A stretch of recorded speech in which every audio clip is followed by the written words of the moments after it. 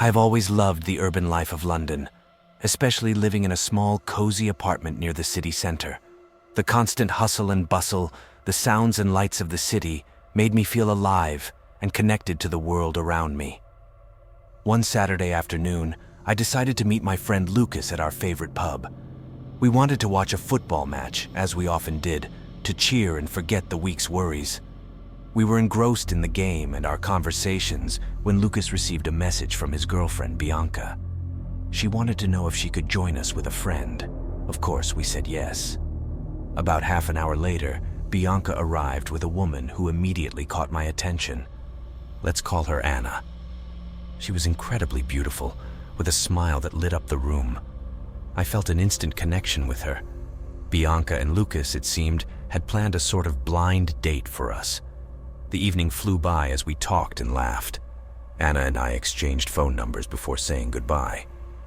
In the following days, we started going out frequently. Initially, it was just coffee and dinners, but soon it became something more serious. We were together almost every weekend, and before we knew it, our relationship was official. Anna was a passionate and vibrant person, and I felt lucky to have her in my life. However, over time, Anna's passion began to manifest in less pleasant ways. She was extremely stubborn and never admitted she was wrong, which led to frequent arguments. One night we were watching a quiz show on TV. The question was about which ex-Beatle sang My Sweet Lord at the concert for Bangladesh. I knew the answer was George Harrison, but Anna insisted it was John Lennon. When the correct answer was revealed, I calmly said, "I told you so." Anna was furious, stormed out of the apartment, and didn't answer my calls for hours. This wasn't the only fight. Our disagreements became more frequent and intense. Every little disagreement turned into a big argument, and the atmosphere between us became increasingly tense. I decided we needed to break up before things got worse. I arranged a meeting in a public cafe, hoping this would minimize the impact. However, Anna made a huge scene, attracting the attention of everyone around. After that, she refused to talk to me for weeks. Months passed, and I started seeing someone else.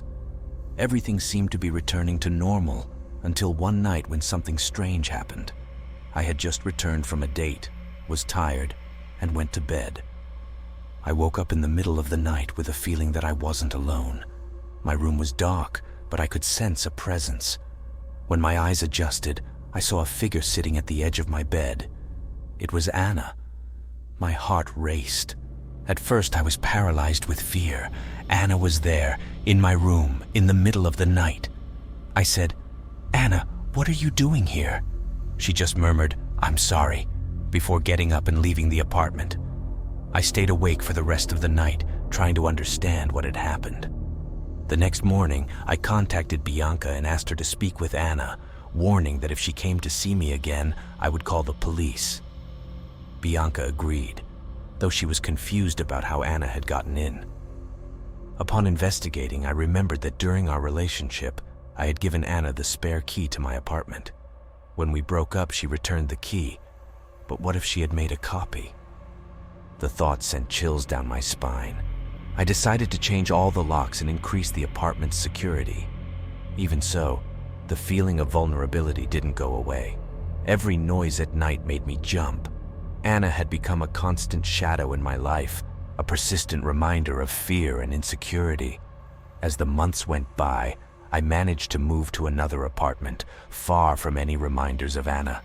I started a new life, but the experience left deep scars. I never again underestimated the warning signs in a relationship. Today I look back and see how much that relationship changed me. I learned the importance of prioritizing my safety and never ignoring my intuition. Anna was a painful but necessary lesson.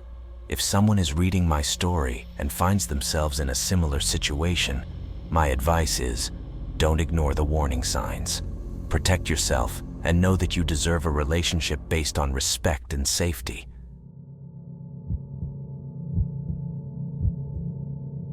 I always knew my life wouldn't be easy, but I never imagined I would face a real nightmare. My name is Emily, and this is my story. It all began when I was 18 and started dating Brandon. He was charismatic, but soon his true nature was revealed. For the next 2 years, I was a victim of physical and emotional abuse. I felt trapped, unable to escape that toxic relationship. Living with my single mother in a dangerous neighborhood only made things worse. I felt a false sense of security with Brandon, even though he treated me like trash. My mother always hated Brandon. She saw through his superficial charm and knew he was dangerous. She tried to convince me to leave him countless times, but I was terrified of how he might react. Finally, one day, I mustered the courage to break up with him via text message. I knew that if I did it in person, he might hurt me or worse. As expected, he didn't take it well. He tried calling me repeatedly, and when I didn't answer, he sent a long message filled with insults and threats. I was terrified. That night, my mother was working late, so I was home alone. I tried to sleep early, but my racing heart and restless mind made it difficult. Eventually, I managed to fall asleep. However, I woke up in the middle of the night to a strange noise. I looked at the clock. It was 2 a.m. I thought it might be my mom coming home early, but when I called out to her, there was no response. I got up and went to the living room, but everything was dark and silent. I checked the front door, and it was locked. I looked out the window and didn't see my mom's car. I tried to convince myself I was imagining things, so I went back to my room. My cat, Shadow, was on the bed, looking calm, but something didn't feel right. I tried to go back to sleep, but soon I heard another noise, this time closer. My heart raced.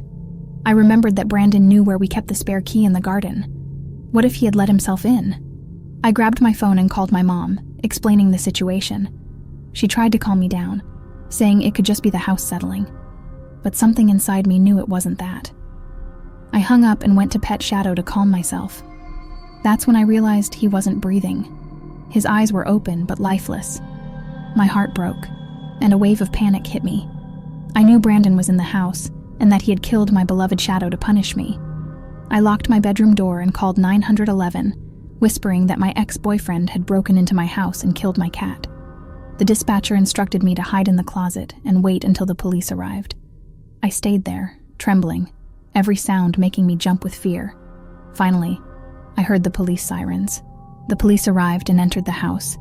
I came out of the closet and went to the living room, where 2 officers were waiting for me. I was in tears, showing them Shadow's body and Brandon's threatening messages. My mom arrived shortly after, and we cried together for our dear cat. Unfortunately, the police said that without concrete evidence of a break-in, they couldn't arrest Brandon. Shadow had no visible marks, so we couldn't prove he had been killed.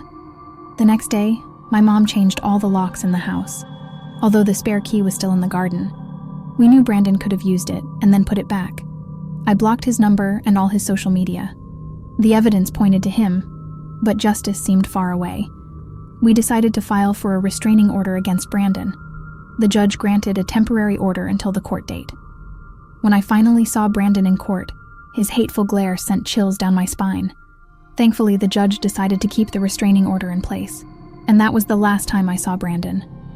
Months passed, but the effects of that trauma lingered. I was constantly on edge, every unexpected sound making me jump with fear. Brandon had turned my life into a nightmare, and I was determined never to let anyone intimidate me again. I decided to seek professional help to deal with the trauma. The therapy sessions were difficult at first. Reliving those painful memories was excruciating. But gradually, I began to regain my sense of security. I learned coping techniques that helped me deal with the stress and anxiety Brandon had left in my life. My mom was a rock throughout this process. She was always by my side, offering unconditional support. We started doing more things together, trying to rebuild our lives after that dark episode. Our walks in the park and long conversations over dinner became precious moments of healing for both of us. One day, during one of those conversations, my mom suggested we adopt a new cat. At first, the idea terrified me. I was afraid of reliving the pain of losing another beloved pet. But over time, I realized I couldn't let fear rule my life. We went to an animal shelter and adopted a small black kitten we named Luna. She brought a new light into our lives, helping fill the void left by Shadow. My experience taught me to be stronger and not to tolerate any form of abuse. I learned that my worth doesn't depend on another person, and that I deserve to be treated with respect and dignity. Brandon may have tried to destroy my life, but he didn't succeed. I rose again, stronger and determined to live a full and happy life. My journey to recovery is not yet complete. There are days when the memories return and the pain seems unbearable. But in those moments, I remember how far I've come and the wonderful people I have by my side. My mom, my therapist, and now Luna, all remind me daily that love and kindness still exist in the world, even after so much suffering. If someone reading my story is going through a similar situation, my advice is simple. Get out while you can. Don't let fear paralyze you. Help is available, and there are people who care about you. Your life is worth so much more than living in constant fear and pain. I found my way out, and you can find yours too. And if you like the video, please leave a like and a comment. See you soon.